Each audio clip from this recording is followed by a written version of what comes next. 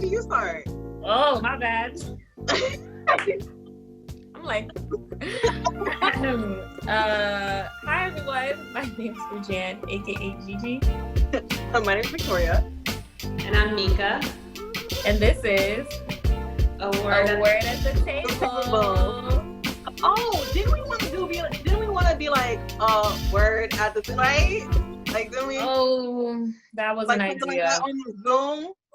Mm-hmm. Want to do it? Yeah, we didn't really flesh that A out. Word at the Table. A word at the table. That's 6 syllables. Each person gets 2 syllables. Yeah. A word Okay. at the table. Okay, we could do that next time. All right, yeah. Okay, cool. Okay, so I would be a word, and you're at the, and because the table. And Mika's table. Yeah. Because the table. When we're in person, we could, like Right. Everyone's like all up in our meeting. So today's, how are you guys doing? I'm good. How are you? I'm good. Yeah, good. As much as I can be during this pandemic, I'm good. I'm actually like thinking about, because sometimes I kind of focus on things I don't have, but then I'm like, you know what? I woke up, have breath in my lungs, like I'm good. Like, there's so many people that just didn't make it. Mm-hmm. I'm trying to decrease my negative speak too, because I'm gonna not try to get into another topic, but like when you speak words of affirmation, speak positivity, like you speak things into existence, I also feel like you can speak negative things into existence. So it's like if you focus on the bad and you're like, oh, I can't do this, oh, today sucks, da da da. I feel like your words have just as much power when you're saying bad and good. So it's like, you were like, oh, I'm going to focus on the good. I was like, yes, that's like literally like what I'm trying to do. Like, yes. Like literally, I'm trying to decrease my negative speak.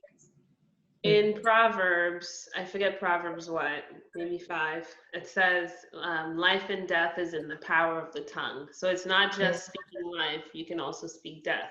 Mm-hmm. Yes. And it's like, honestly, we're like developing a topic right now, but it's like even in church today, legitimately, like even in church today, they don't listen to the podcast, right? Church today, a lot of the older Haitians or whatever, the way they speak to the children, oh, si on t'a mal élevé, oh, da da da da, like, oh, this is bad and this, that, and the third. That's negative speak. Like, come on, like I feel like we normalize that. I'm really trying to decrease that. Like even today with editing this, I'm like really intimidated at editing. And somebody was like, I was texting, I was like, yeah, I'm about to do my podcast, this, that, and the third. And she was like, oh, you edit? I didn't want to be like, no, girl, I'm about to struggle. I was like, yeah, I'm going to try. Like, keep the negative speak, I'm going to try. All right. That's right. Yeah. All right. So today's topic, again, they're like all like kind of like mentally like therapy wise and stuff like that. It's basically healthy boundaries and disobedience. Like where do we draw the line? Because like I'm the type of person or whatever that I don't know what the term is, but like if you ask me for something, those people, I'm not like 100% like that. Like I can say no every now and then, but sometimes when someone needs me for something, I'll overstretch myself to compensate them or whatever, right? So it's like speaking to a therapist, like you do need to draw healthy boundaries to protect yourself. Like you're not being like a mean person, like, oh, da da da. You're just trying to protect yourself because it's like you don't want to overstress yourself, like, or you don't want to compromise what you feel is important, Mm-hmm. So what do you think are healthy boundaries?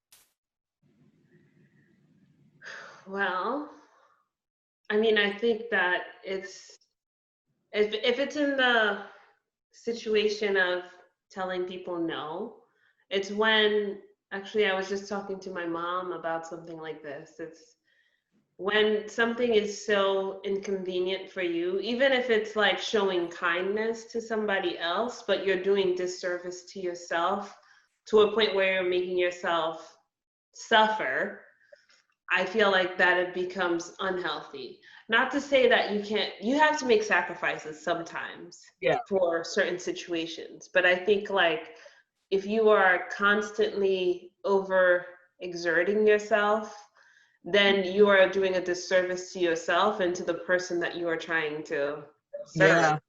Yeah. Because stressed out work almost never comes out good. They're like, what? This is what you want. Yeah, no, I definitely agree with that. I just think, like the Bible would like tells you to guard your heart. So Yes. like, yeah, we can be, as much of a help as we want to be, but if it gets to the point that it's affecting you and affecting your walk with God, or like just affecting you anyway, emotionally, mentally, that's how you know that, okay, it's time to put that boundary there and, take a step back. Because that could even happen in church. That happens in church too. Like where sometimes, you just feel like When you you're want to doing do ministry the most. work? Yes. So I was going to bring that up as an example. I know someone who currently is dealing with their husband has very like serious health issues, but they also serve in like very big capacities in their church ministry. And the church is still demanding that they still deliver the same level of commitment to the church. And they don't really see that she has this new situation. And she herself, as a devout Christian, like she's like, well, I have to, make time for God. But I'm like, well, you're making yourself suffer, you're making your family members suffer. And I think that in instances like this, you would think that the people who are around you would see your, like how you're struggling and sort of extend grace to you and say, let me take some things off your plate, but she's not having that in that point. And I think that's unhealthy. That's where this topic really came from, because it's ministry work for me. Like if Daddy, I love you, but my dad's a pastor or whatever, right? So he'll ask me to do certain things that honestly, when I tell you, I feel like it makes me uncomfortable. It puts me in a place of stress sometimes, but it's like no, I gotta do it. I gotta do it for God. And so it's like where do we draw that line between your healthy boundaries and like I don't want to be like disobedient to like the work, so that's where I'm like still kind of struggling. Like I'm in a place where I'm just like I can give you a smooth no or whatever, but I don't know how to detach it from guilt. Do you think that, does it help when you communicate your no to attach it to a reason? But that's part of the thing, because it's like, one, I'm learning that no is a complete sentence. Like there's a confidence when you put no. That's it. You don't need an explanation, because like explanations now we're trying to reason. We're trying to if I say no, that's no. And it says in the Bible, Matthew 5 verse 37. Simply yet your yes be yes and your no be no. Anything beyond this comes from the evil one. It's like even the Bible is like protecting your emotional space. Just, hey, don't let people stress you out. Yeah, so that's something, again, I definitely need to work on. Yeah, so like saying you should only commit to things when you know that you can meet that commitment, not when you know that like, oh, it's gonna be a struggle for me to meet this and I may not. Yeah. So yeah, I think also too, just like, because sometimes it can be like you were saying, Vicky, like doing God's work, and like sometimes it's not always going to be easy. So I think it takes discernment too. Like I would just say also just spending time with God to know what God wants you to do. Because like just because a godly person or whoever, your pastor told you to do something, doesn't mean that God wanted you to do it. And now you said yes, and now you're stressed out. Now you're cursing people out in the ministry. They look at you like Like Wow. what? And like, and when when you start to act up, everybody's gonna remember that. They're gonna be like, oh, well, nobody wants to remember Victoria because she was acting up. Like, nah, because you were saying yes to too many things. And it's like, God didn't ask you to do that. So I would definitely say like it takes discernment, because sometimes it can be where God is like pushing you to do something for you to grow. And then sometimes it's just a no. Yeah, definitely. So it's all about like, definitely, like I said, like protecting your emotional space. Like boundaries give you a sense of control and agency over your space, like your space, your body, and your feelings. So this is a petty question that I wanted to ask you. So with the coronavirus, I'm not like the biggest person with physical touch. Like I'm Haitian, so you got to do the, but I was never a huge fan of that, because it's just like, like, oh, do I, like it's just, I overthink. So with the coronavirus or whatever, right? We do know more about boundaries. Like, how do we feel about hugs? Like, do we? Because I feel like I'm being rude when people are like, and they come to me and they want to, like, I feel like I'm being, but I honestly, I was never really about that life. Like, I was peer pressured into doing like hugging and kissing strangers and stuff like that. One, I'm not really about that life. And two, like, the coronavirus, can you back up? Like, so where do we draw the, and I'm not a stank person, but like, where do we draw the boundary right there where it's like, how do I not come off as a B word if I don't want to kiss and hug people in this pandemic? Because, like, honestly, I feel like they guilt me into physical touch. I don't do it. If somebody extends their hand out to me, I say, sorry, I can't. Or I'll just like give you my forearm, not even a fist bump. I do the forearm. Like, oh, yeah. No. And I think people should get it. I don't think that you should feel, because you're protecting them and yourself and other people around you. So I don't think you should feel any guilt at all. I think it's totally fine to say, listen, in case you haven't heard, there's something called COVID-19 out there. Yeah. And it's serious and it's real. Like, they should know. Mm-hmm. Did you guys see that video with Summer Walker? You know Summer Walker, right? Mm-hmm.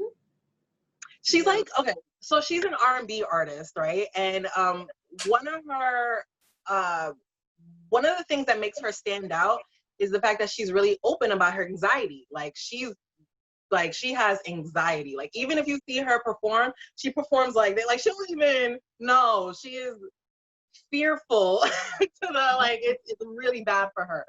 So she posted a video like maybe like a week or two ago, and she has her mask on, and she's like, yeah, I just ran into a fan and I took a picture with the fan, and then after I took the picture, the fan hugged me, and I'm like, whoa, and I'm like, whoa, and the fan's like, I don't care, and I'm like, but I care. Like what are we doing? Like, I don't know. I just feel like other people's enthusiasm, sometimes that infringes, when it comes to boundaries, it infringes my physical space, And I hope I'm not being ridiculous by being extra precautious. No, I don't think you are at all. This is the time to be that way. And I think that, like, people should just get it. That's it. Yeah. It's too bad. Yeah, I mean, I'm the type of person, obviously before the pandemic and Corona and everything, I actually do like hugs. I like hugs. Like, hey, hug me. I don't care.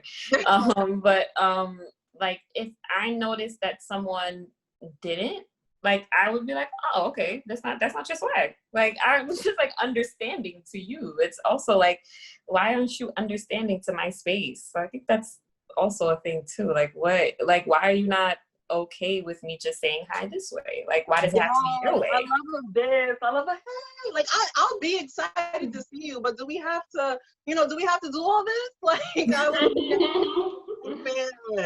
never. But yeah, so conserving your emotional energy, which I always talk about that, like, sometimes things are emotionally draining, but like, boundaries conserve your emotional energy, because it's like you're stopping yourself from doing things that make you uncomfortable. That part, stopping yourself from doing things that make you uncomfortable. Yes. Boundaries also protect relationships from becoming unsafe. So how do you think a relationship can be unsafe? And I'm not talking about like, getting beat up. Like, no, not, I'm not talking about that. No, I'm just about like just a regular relationship. How do you think if proper boundaries aren't established, what does that look like for it to be unsafe?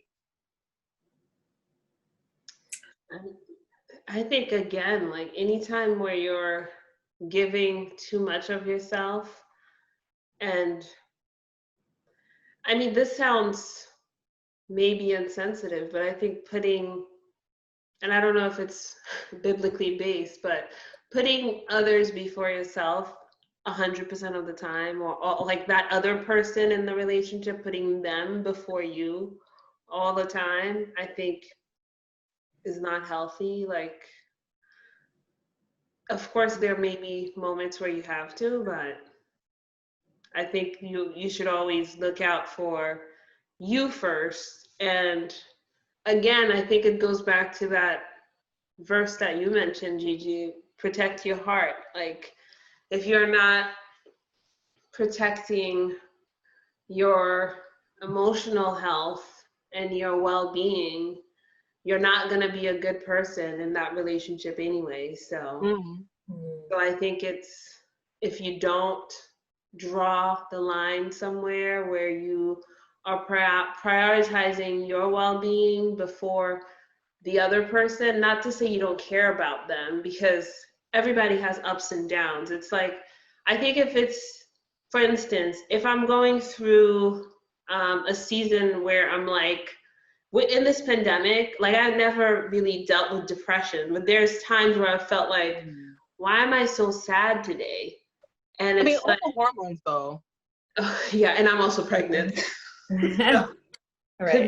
But it's like, those days that I felt sad, just because, like Neskin walks into the room and wants to like be all happy, I don't feel like I need to match him back on that level. I don't need to, like, I just need to be sad right now. And if I don't feel like doing something at the moment, like I give myself the grace to not do it and not to be hard on myself. So yeah. Yeah, that's good. Yeah, I think unhealthy like boundaries can be a result of like unrealistic expectations, like unrealistic expectations that people put on you and unrealistic expectations that you put on yourself. Like, okay, I'm supposed to be this friend that's supposed to be got your back, and, yeah, always happy and like sure you're I'm good. supposed to be a Christian, like you put like this pious level on yourself, like you're not Jesus. You're a Christian. You're not Jesus, girl. Like, chill. Like, you can't do it all. You are human. And it's like when you try to live up to that and it's unrealistic, like you just end up in these relationships you're not supposed to be in, and you just end up hurt. You end up hurt because sometimes you even put it on other people. You expect them to do things, and it's like, no one told you to expect that from that person or from that group of friends or whatever it is. I think it's something that can lead to like unhealthy boundaries. Yeah. So what I've learned is, honestly, this sounds foreign to me, right? Because I'm kind of a naturally stressed out person, but like any relationship, any romantic, familial, friendship, any way that you relate to anybody else, if that like relationship causes you constant stress, it's unhealthy. Like I don't care if it's a family member who like comes down on you, like, oh, I need you to save the family, or I don't care if it's like a best friend or whatever, like that, like stresses you out, or like your man that stresses you out. If it stresses you out constantly, don't, like, either fix it or like maybe you just like separate yourself from it. Like, it's not your job to like Gigi said, uphold it, like live up to that standard. Like, yeah, I was just thinking that like all of your relationships, they should be adding on to you. Period. Yeah. Like, yes, you know, everybody has their own little things. Everybody gets annoyed with each other. Like, you know, that's natural. But if it's more detrimental to you than beneficial, then that's when you know that this is not working out. And honestly, even when you have that thought, like, is this even worth it? That alone is like an indicator, like, this is kind of an unhealthy relationship. Maybe you need to take a step back. Like, if you're dealing with somebody who's always like, oh, I need, or whatever, right? Like, and you have to think, like, is this detrimental? Like, if you even like, I don't have that thought about like Mika or Gigi or anybody. Like, I don't have to like, oh, should I still be friends with these people? No, like, y'all should know. But I feel like if you get to that point where you even have to like debate and scale it, that's an indicator right there. That's an indicator right there that that person is putting way too much stress on your life, you know? Mika, you said something that really like, it was like farther down on my list to discuss, but I want to discuss this right now. So you said like you shouldn't put others before you. I remember when I was in high school, I went to a Christian high school, they always talked about joy. Joy being Jesus first, others, like Jesus first, then others, then you.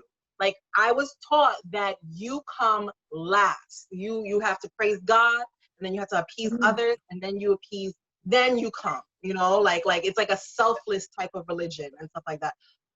How does that fit with this whole like healthy boundaries? No, I gotta protect me first. You know, like if Christians are saying, oh, we have to like, you know, love our brothers and stuff like, and be there for our brothers, but your therapist is like, no, you make sure that you're good. Like, where do we dance between those two schools of ideas?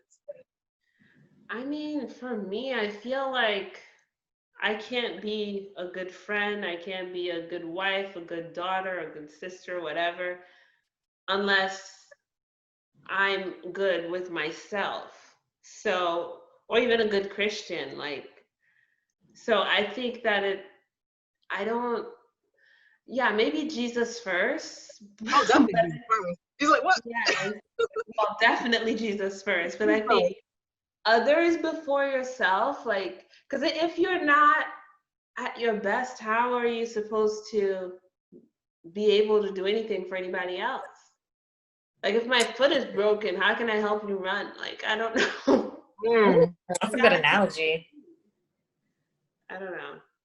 Yeah, I mean, the Bible literally says, my cup runneth over. Like, you got to fill your cup first before you could, you know, flow into anyone else. And I feel like the way that you fill your cup is by spending time with God. So I think definitely that relationship with God is so important, because it's like, it's where you're just, something about that one-on-one time with God, man. I don't even know how to explain or describe it. It's the true peace. Oh my gosh. It's so amazing. Like, you could watch sermons all day, but nothing touches spending time just you and God. Like, it's so amazing. So it's like, if you don't have that time with God where you get your joy, your peace, your, you know, your comfort, everything that you need, there's no way that you can even give yourself to anyone else. And especially people with kids too, because like, you're not your best self for your kids. And then it's like even taking it a step further, like, your kids are watching you. So it's like, if you aren't treating yourself well, guess what? That's how they're going to act, like the way you act. So they're not going to treat themselves well either. So it's just definitely, I don't agree with you being last at all. Like, it's definitely the relationship with God. Like, you know, they always say this in church, like vertically and then horizontally. So once you have that vertical, the cross, once you have that vertical right, the horizontal is good. And I think what you said, Gigi, is like, if for example you're putting others first, even putting time with God, like for you to spend time with God won't be a priority, because you will see, oh, I gotta do this for that person, I gotta be this for that person. But it's like, you won't take a beat to say, okay, let me just like sit down and talk to God and like check in. So yeah, and I think it's a disservice that they taught you that so early, like your formative age. Yeah. That's Yeah. They're like, hey. Okay, all right. Yeah. I mean, I don't know, man. That kind of makes me hesitate because I wanted to send my kid to a Christian school, and I'm like, what you gonna do here? I loved my Christian school. They were problematic, obviously, but like, that's not them. That wasn't the God aspect of the school. Yeah. I think that was the race aspect of the school. But the school, like, that's where I developed my relationship with God. Like, it was a very safe space for me to pray with administration and stuff like that. So, like, I'm not knocking Christian school. I'm definitely not. Like, you just picked the right one. Yeah. I mean, I went to Catholic school for a while, and Catholic schools is strict. it was good. I liked it, but I was getting Catholic teachings in school, and then like the Protestant Christian teaching at home. Very similar. Yeah. It's very similar. Yeah. Mm-hmm. Yeah, and I feel like spending that time with God also too, it reveals a lot to you, because sometimes you don't even know when you're angry. Like, you have no idea. Like, all of a sudden you're just like, where did this anger come from? And you don't even know it. And God will reveal that to you, like, to work on yourself. Yeah. So there's a lot of, one-on-one time you need just to even work on things that you need to work on before even helping others. So, that's why some people have a mood journal, because you honestly don't know how you're feeling at certain points. Like, like sometimes you have to like stop and like really assess your emotions, because like we're so used to just like being on the go. You don't even know like how you're feeling inside. I've never heard of a mood journal, but I think that's something that would serve me, because I can go from 0 to 100, from 100 to 0, like very easily. And I think, again, like with pregnancy, that just, I've realized that, like, I will wake up in a good mood, or sometimes I wake up in a bad mood, and everybody around me is going to feel it. Okay. I had to look into that. Oh, yeah. You know what? If I see one, I'm gonna send you a mood journal and like a pregnancy book, like a baby book. Like when the baby comes, you can like, the baby did this today, and then like when Ashley's like 5, you could like bother her and be like, look. Like, oh my God, again, Mom, come on. Yeah. We're gonna have to talk about boundaries, Mom. Like, you can't like shove this. Healthy boundaries, Mom. I don't feel safe.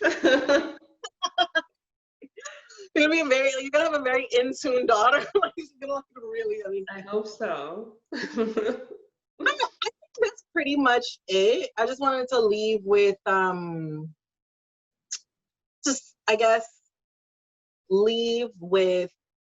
greater your capacity to offer empathy and love to others. The better your boundaries of self-awareness and self-definition are, the greater your capacity to offer empathy and love to others. So it's like, I guess the more secure you are with yourself, like, again, like we've been saying this whole episode, the more empathy and like love you can give to others, because you're good on the inside. You're not like out here stressed, you're not like tugged and pulled every which way direction and stuff like that. So you're a better person overall. Yeah, I like that. This was very edifying. Yeah. All of our episodes are edifying. I love it. Yeah. All right. So if you guys, like, do you guys want to do a call to action? What? Like what? Like, I don't know, tell them to write us if you have any, like, comments, concerns. Yeah, or I think one thing is, if you don't agree with what we said, we want to hear it. Please let us know. Because I feel like I love when we edify ourselves, and I kind of like, I do like when we have audience feedback. I'm like, hey, oh my God, actually somebody brought up today, Brother Andrew. He was like, I thought about your podcast, like when we did Sip This. He was like, it was really good. I was like, oh, thanks. So it was kind of like an audience type of feel. So. Yeah, I love when our audience is basically our friends and family and stuff like that. So like I love when my friends be like, "Oh, girl, you guys had such a good point," and they're like, "And Gigi, one time your friends." I love that. So definitely, if you enjoyed this video, please let us know. If you have any topic ideas, if you have any comments, questions, let us know. Yeah, we'd love to hear it. Awesome. All right. Well, I'm Gajan, aka Gigi. I'm Victoria. And I'm Mika. And this is A Word at the Table.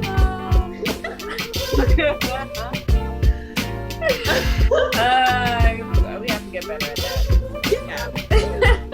Eventually we'll get there. Yeah.